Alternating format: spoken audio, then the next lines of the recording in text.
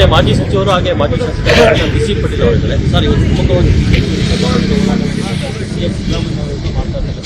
ನೀವು ಸಿದ್ದರಾಮಯ್ಯನವರ ಅಂದ್ರೆ ಸಿದ್ದರಾಮಯ್ಯವರು ತುಮಕೂರಿನಲ್ಲಿ ಒಂದು ಎದುರೋದಿಲ್ಲ, ರಾಜೀನಾಮೆ ಕೊಡೋದಿಲ್ಲ, ತನಿಖೆಯನ್ನು ಎದುರಿಸ್ತಾರೆ ಈಗ ಮಾತಾಡ್ತಾ ಇದ್ದಾರೆ. ಹಿಂದೆ ಯಡಿಯೂರಪ್ಪನವ್ರ ಮೇಲೆ ಆಪಾದನೆ ಬಂದಂಥ ಸಂದರ್ಭದಲ್ಲಿ ಇವರು ವಿರೋಧ ಪಕ್ಷದ ನಾಯಕರಾಗಿದ್ದು ಇವರು ಹೇಳಿದ ಮಾತ್ರ ಅವ್ರು ನಡೆಸ್ಕೋಬೇಕು. ಅವರೇ ಹೇಳಿದ್ದಾರೆ, ಇವತ್ತು ಅವರು ಮುಖ್ಯಮಂತ್ರಿಯಾಗಿ ಮುಂದುವರೆದ್ರೆ ತನಿಖೆ ನಿಷ್ಪಕ್ಷಪಾತವಾಗಲ್ಲ, ಅದರಿಂದ ನೈತಿಕತೆಯಿಂದ ಅವ್ರು ರಾಜೀನಾಮೆ ಕೊಡಬೇಕು ಅಂತ ಹೇಳಿದವರು. ಈಗ ಕೊಡೋದಿಲ್ಲ ಅಂದ್ರೆ ಅರ್ಥ ಏನು? ಕೊಡಲೇಬೇಕು.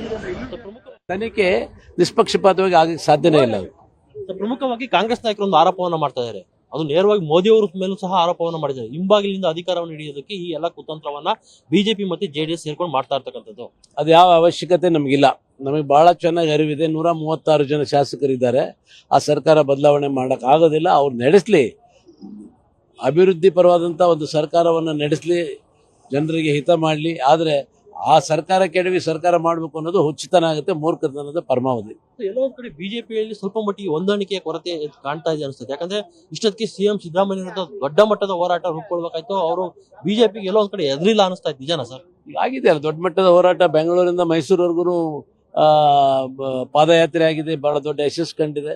ಅವೆಲ್ಲ ಇರ್ತವೆ, ಸಣ್ಣ ಪುಟ್ಟ ಭಿನ್ನಾಭಿಪ್ರಾಯಗಳು ಇರ್ತವೆ, ಅವೆಲ್ಲ ಸರಿಪಡಿಸ್ಕೊತೀವಿ. ನಿಮ್ಮ ಪಕ್ಷದ ಕೆಲವು ಶಾಸಕರನ್ನೇ ರಾಜ್ಯಾಧ್ಯಕ್ಷರ ವಿರುದ್ಧ ಆರೋಪಗಳನ್ನ ಮಾಡ್ತಾ ಇದ್ದಾರೆ.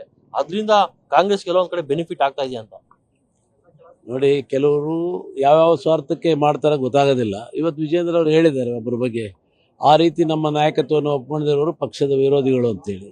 ಅದ್ರ ಮೇಲೆ ಪಕ್ಷ ಶಿಸ್ತಿನ ಕ್ರಮ ಕೈಗೊಳ್ಬೇಕಾಗುತ್ತೆ. ಕೊನೆಯದಾಗಿ ಬಿಜೆಪಿಯ ಮುಂದಿನ ಹೋರಾಟ ಯಾವ ರೀತಿ ಇರುತ್ತೆ? ಸಿದ್ದರಾಮಯ್ಯ ಅವರು ಯಾವುದಕ್ಕೂ ಬಗ್ಲಿಲ್ಲ ಅಂತ ನೋಡೋಣ, ನಮ್ಮ ಎಲ್ಲ ನಾಯಕರ ಜೊತೆ ಕೂತ್ಕೊಂಡು ಚರ್ಚೆ ಮಾಡ್ತೀವಿ. ಇದಿಷ್ಟು ಬಿಸಿ ಪಟೇಲ್ ಅವರ ಮತ್ತು ಕ್ಯಾಮರಾಮನ್ ಜಯರಾಮ್ ಜೊತೆ ರಾಘವೇಂದ್ರ, ಪವರ್ ಟಿವಿ, ಬೆಂಗಳೂರು.